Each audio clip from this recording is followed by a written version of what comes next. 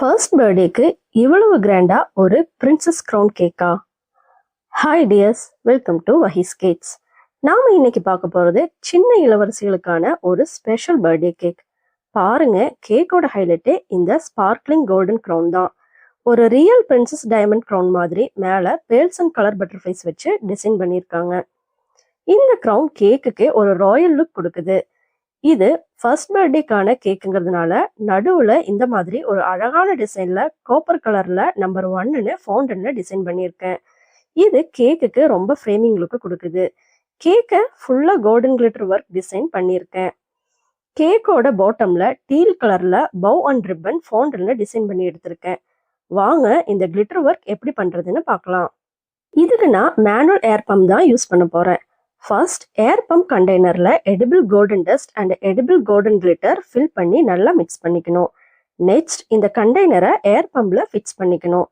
அடுத்து கேக்கை நல்லா நீட்டாக ஐசிங் பண்ணி ஃப்ரிட்ஜில் ஒரு 2 hours நல்லா சில் பண்ணி எடுத்துருக்கணும். இந்த கேக்கில் என்ன டிசைன் பண்ண போகிறோமோ அந்த டிசைனுக்கு ஏற்றபடி ஸ்டென்சில் வச்சு இந்த மாதிரி கவர் பண்ணிக்கணும்.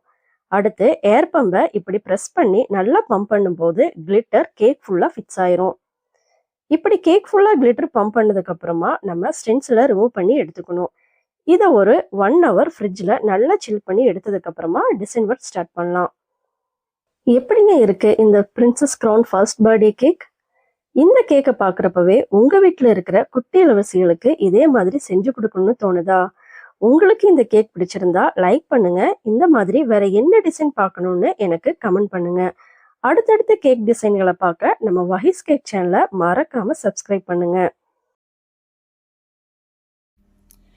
இந்த மாதிரி க்யூட்டான க்ரௌன்ஸ் எல்லாமே நம்ம வஹீஸ் பேக்கர் சாய்ஸில் அவைலபிளாக இருக்குங்க. வேணுங்கிறவங்க என்னோட வாட்ஸ்அப் நம்பருக்கு டிஎம் பண்ணி உங்கள் ஆர்டரை ப்ளேஸ் பண்ணிக்கலாம். மீண்டும் இன்னொரு அழகான கேக்குடன் உங்களை சந்திக்கிறேன். தேங்க்ஸ் ஃபார் வாட்சிங்.